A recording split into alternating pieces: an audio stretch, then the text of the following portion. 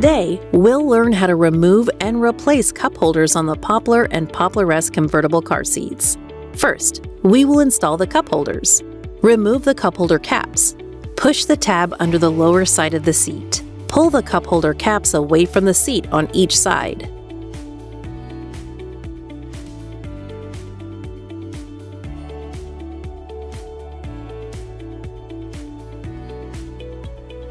The cup holders are marked left and right.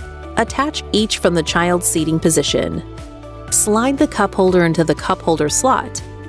Listen for a click. Repeat on both sides.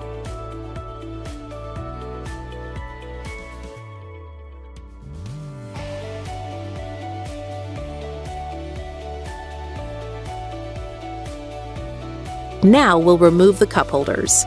Push the tab under the lower side of the seat and pull the cup holder.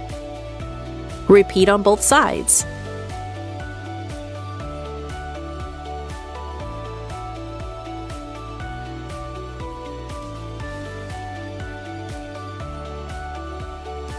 To install the cup holder caps, slide the cup holder cap into the cup holder slot. Listen for a click. Repeat on both sides.